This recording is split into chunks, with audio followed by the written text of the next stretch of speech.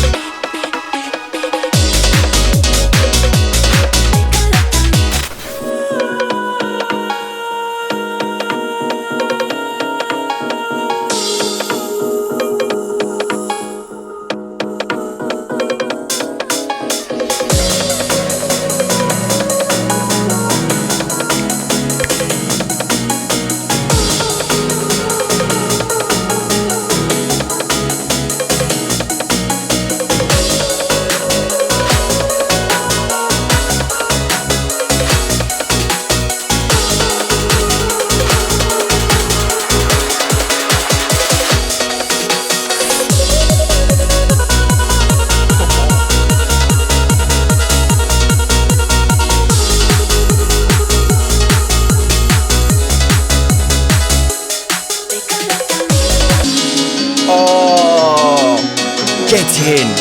Pure unadulterated 50 beat.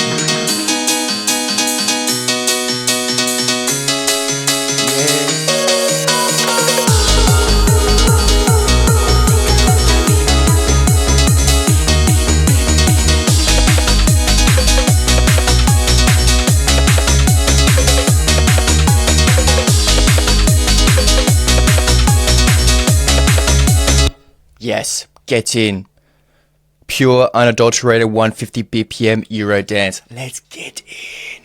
Today we're going to jump in specifically in the styles of Testpress, DJ Heartstring, Swim, Sam Alfred. Broskies, let's get into the bass and the kick. It's very stock standard. They always use the 909 or most of the time. So you can pick this up from my Eurodance fault that I've got. And then I've got my dialed kick mixing as well, which just helps to auto cut out some of the boxiness and then helps boost some of the lows if needed. And then I've also just got a soft sine compression, which is one of the best types of compression I'd say for the bass and the kicks. And then I've got some fast glue as well. So I've got the attack just to let in some of the transient in. So we don't want to compress the transient. But then we want to compress the rest, like the body and the full sustain of the kick. This is without it. Of course, it is louder, but if equating for gain matching, it does bring out more of the body. And you can even put the transients up or down. We're going to go into the bass, and this is how the bass sounds like. Now, here's a quick tip. When you've got the kick and bass relationship, you know how important that is, how they like to live harmoniously together. You probably know about sidechaining, but you're thinking about sound selection and kick bass sound selection. I find that the best tip that I give to new producers is don't focus on element. It should be after the bass. You find what works with the bass. So after we get a good bass sound in that fits into the mix, then we try work out, hey, how do we fit into bassline itself? Because usually that's kind of what's more important, I would say, because that's what's more melodic. With this is the preset. This does come from my Eurovault preset pack. Go, cheeky plug, boom, plug that bad boy in there. But if you want to make this yourself, all that it is it's just a soul wave and then square wave 1 octave up. And then I've also got a sub for a little bit more bass. And then I've attached this to an MG Low 24 envelope filter right here. And then, of course, you've got some compression. I'll show you this quickly. These are settings if you want to copy it. And I'll say there's a quick tip as well. If you want to get your bass to sound fat, but have that high energy, especially with the transient and not so much focusing on the body, this is what a lot of bass is like. You can do this little technique where you set your equalizer up. So put this to envelope 2, the same thing. And this is basically transient designer inside Serum 2. that gives it a little bit more click. Without it,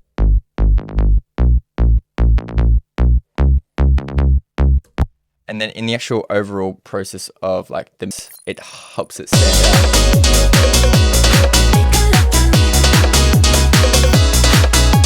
So with these Serum presets, I put a lot of effort into making them very customizable and being able to be very different. Sometimes you get like 2-in-1, 3-in-1 presets, and you can change all of the levels to actually fit your own music. Because I know what it's like when you've got a nice preset sound, but it just doesn't fit into the mix. These actually help it, and then actually help you do some mixing as well, just to help you stay in that creative flow. So I'll show you the bass MIDI for the bass. And this just follows the piano chords. And I give it a little bit of rhythm on the third beat here. And you're like, oh, won't that just interfere with the kick? Yes, but we're gonna later sidechain it, and I'll show you the processing and the mixing of this. Just with the bass, I like to cut out just around 100 hertz. That's when the kick is probably the most prevalent. And then also high pass just a little bit. Sometimes doesn't really do that much. But I heard from my mentor ages ago, so I was like, I might just do the same thing. And then we're gonna put it's almost like parallel compression because I put it on 50%. And I use raw, and I love raw a lot. It's so versatile. It's probably the best saturation plugin. This is what it sounds like without it. That just gives it that normal saw wave kind of sound, but then you want something with a little bit more bite. Here, a lot of them have the saturation.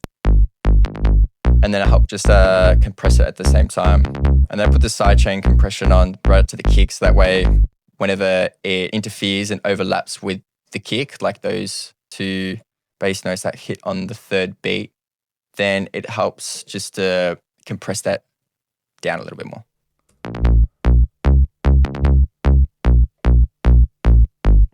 Got it?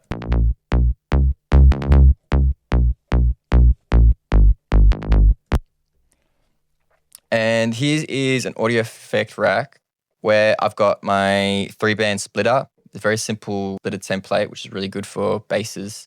And then on the actual mid-range, that's when I put an ozone imager on it, just to give it a little bit more stereo width. But we don't like to touch no sub bass, so that's where we're keeping the low sub bass. Everything is PG, super clean. And then I've got some compression. There's two types of compression. There's this, just normal limiting compressing compression, and then you've got just a standard volume automation. I really like to use this plugin, or that you can use Nicky Romero's Kick. I see that get plugged a lot around. I just like the control that this gives me, especially with the high end as well. And it's got a really nice oscilloscope as well. But the thing is, you essentially use the same things, just like a compressor, if you don't want to pay for this one. That's why I added that in there too. Now we're going to go into the drums. And I like to quote Sam Alfred on this. And he likes to say that you need dancey, groovy drums. It's like the second most important pillar of music production. So when I start a track, the first thing I make is the drums, because I feel like when you're in a club or at a festival watching a DJ, like the thing that gets people moving, I guess, for the most part, is the drums and the bass line, really. I feel like, to me, if you can't dance with a drum loop, you probably haven't, got a good enough drum. So I start with drums first. So you're gonna make your drums dance, and this is what they sound like. Say,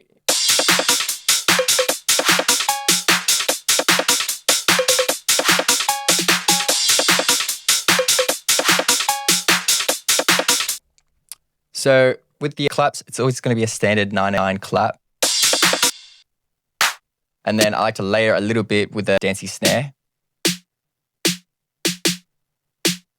And then open hats. This was just a normal open hat, just pitch it down because I just felt it was a little bit too high. And in the overall mix, this is when you like to compare in the whole mix to see where it will sound good.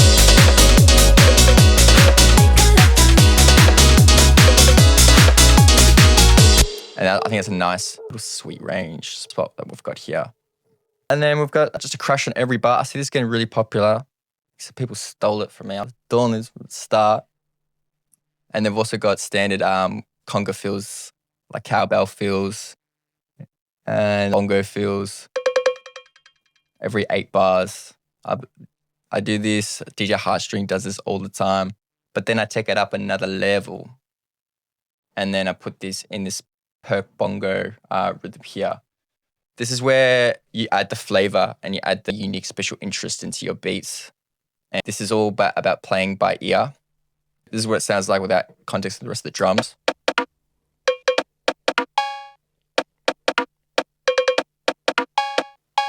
And this is where I like to just plug in just a bunch of different samples. I can put in an entire sample pack and then you just play different samples and just see what fits just by pitching them up and down. There you go.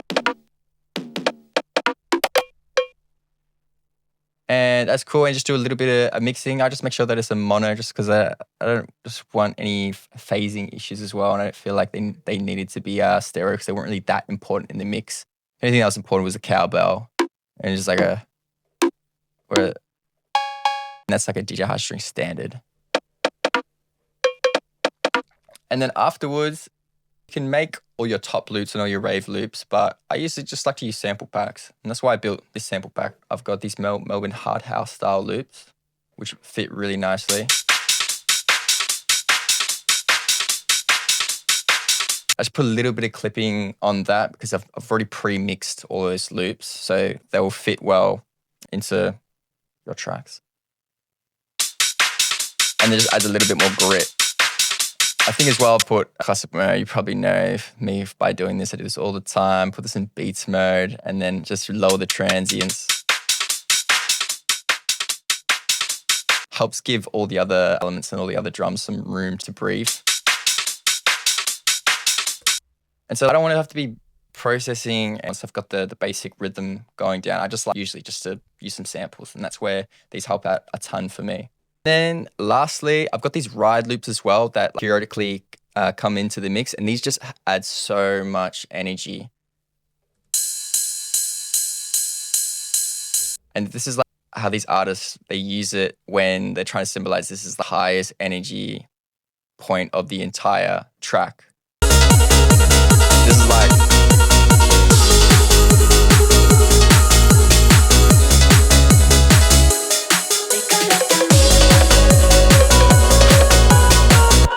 you'd use that trick as well, which is just on every beat, but you can also use a snare trick, which I know is used a lot in sort of that hard style, harder trance style rave stuff, where they put an actual snare instead, and that's a super cool technique to use as well.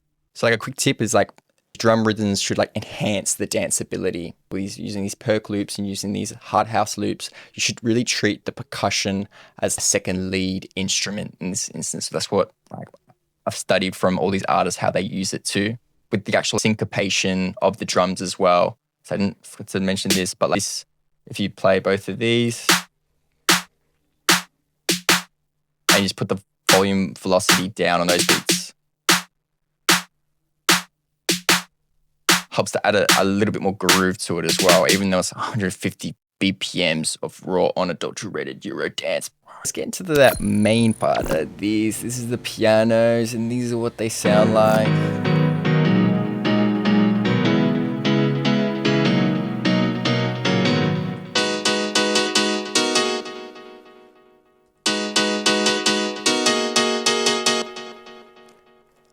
In the piano, I got two different types, and this is a really good go-to one. It's modeled off the Korg M1 and the Korg Triton pianos, and these are just 90s style pianos with heavy transients in them, and you can go ahead and layer them yourself.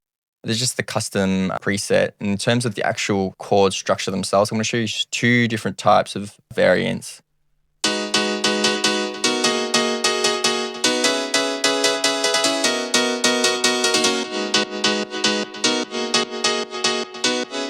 And all that's playing is just a G major 7 chord, and then quickly gets into the B major 7 just before the turnaround of the second beat, which just helps add a little bit more variation, and rhythm is kind of sucking you into the second chord.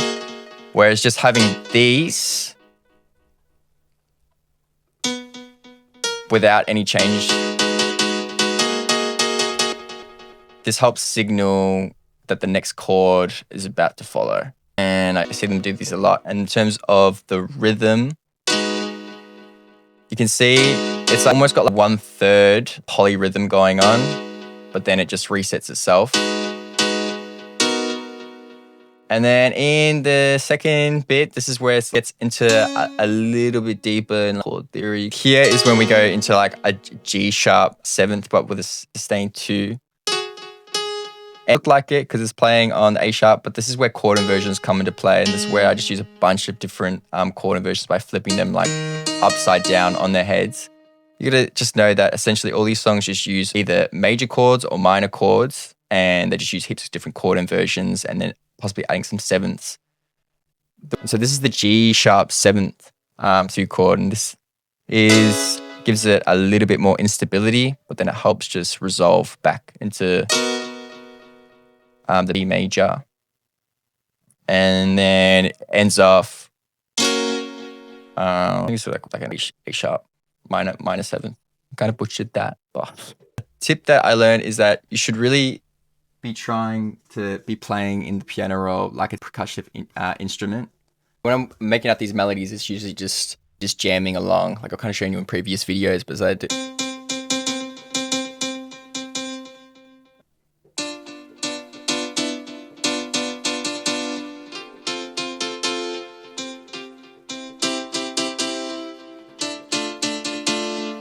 Now, I'm going to show you the second tip, which is if you don't know how to play chords exactly, you can actually reuse chords from other sample packs and MIDIs that you get and put them into this little chord generator. So what I've done is I've got this MIDI and then I'll put it into expressive chords. And this way it helps me. Loki, what you doing, man? Loki, what you doing, man? Back in your neck, back in your neck, back in.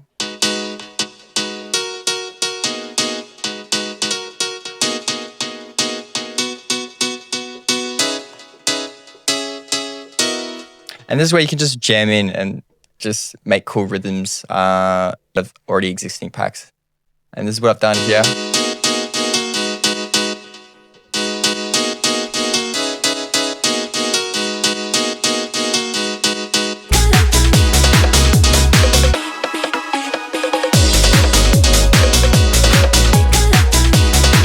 Really like a good tip is about cohesion. Just make sure that the bass MIDI syncs up.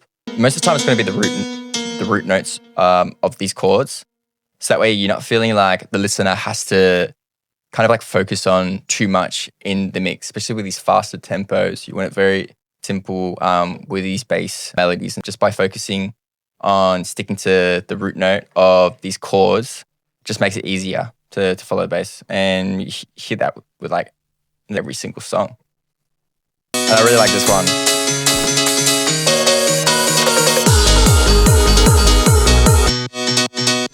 So if I was to just remove these notes,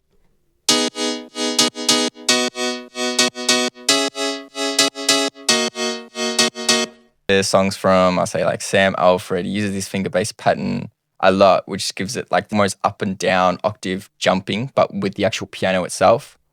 Oh,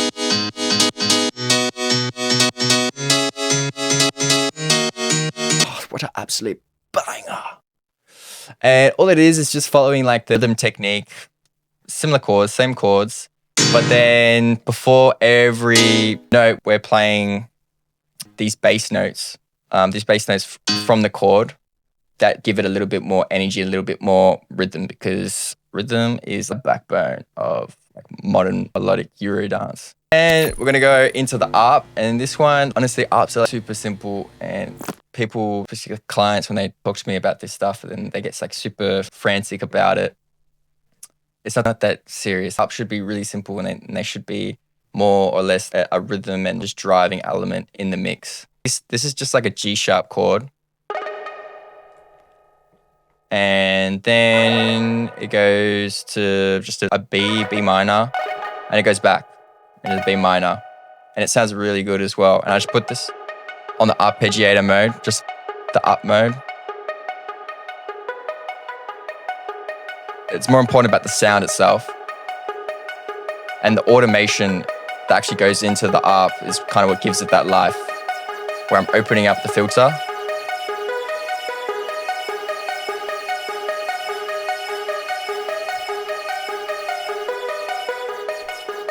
this is the macros, and like a quick tip is like when you want to configure macros, set the configure button and then you just tap all of these.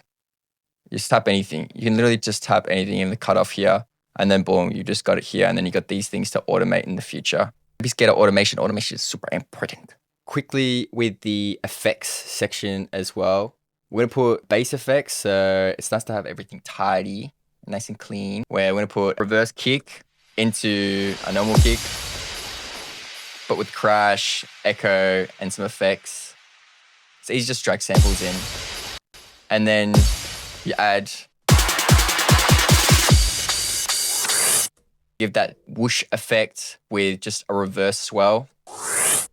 And this is just a classic crash fill that you could easily make yourself, but it just goes up in volume. And this got a little bit of riser for some pitch, even though it's just more of just a white noise. And then a standard 909 fill. A little bit of echo on that. These come from, you know what it is, man. You know what it is. Literally all of the effects that you really need. You don't really need too many specific sounds and effects here. It's just important for the breakdowns.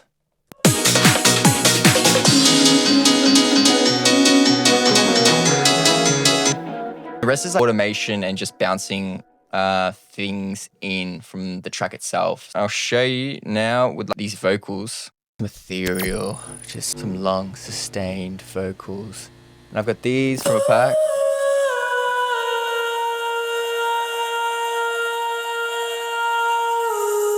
And it sounds really nice. I pitch it down 2 semitones to my key because that's an A sharp minor. I want to do this G sharp minor. I've got a parallel reverb chain on this as well.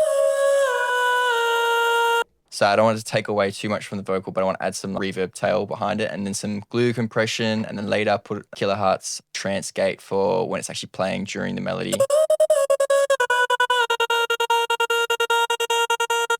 What's important for this is like call and response, playing off the other vocals, since this is so important. And then if I just want to go in order by adding some effects in, that's when I just bounced out playing just this note here, and then putting a bunch of delay in it, just setting to 100% reverb, and then just getting creative with the transposition. I think of this one. Putting it up semitones, so it's like perfect fifth.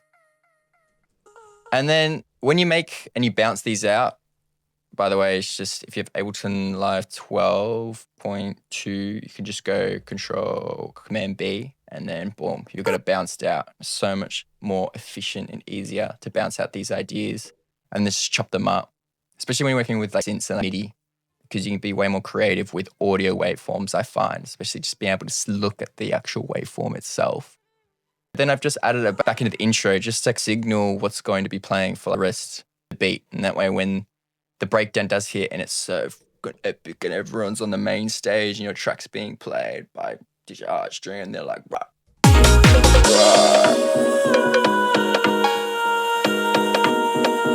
This is insane. And then I've got reverse reverb swirl, which is the same kind of technique. It's just bouncing it out. Same thing, but with the trance gate as well, because I want it to be epic AF, broskies. And then I put in this into slice mode in the MIDI and the vocal chop, and just started playing it like an instrument. Since they like to use that so much, and just playing it like an instrument. So the same thing I'm doing call and response. I've got a different type of vocal here in purple. And so when you're giving it a call and response and adding 2 different layers, it sounds way more complex than it actually is.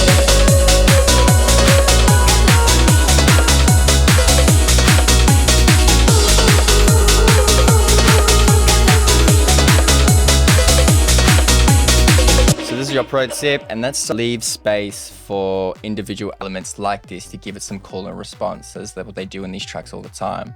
They're not just filling out the entire track, especially if it's an important element. They're usually letting different unique timbres and different styles of sounds, in particular these vocals, penetrate through the mix by giving each one its own space. And it's more about taking away and then trying to fill in different gaps in the space, which makes, I find, a lot of production requests and people that ask me for production advice, I find that's what I'm giving them really the most of. So yeah, don't overcrowd it. And now I've covered everything, and now it's your time to enter the Ableton Dojo and make your own Eurodance bangers. Also, if you've enjoyed the video, make sure to hit all the buttons that help me out a ton. As always, thank you guys so much for the support and what you guys have been giving me. I really appreciate doing this little YouTube thing and making my silly videos for you guys. And I'm so glad that you guys have gotten a lot of value from this. I appreciate you guys. See you in the next one.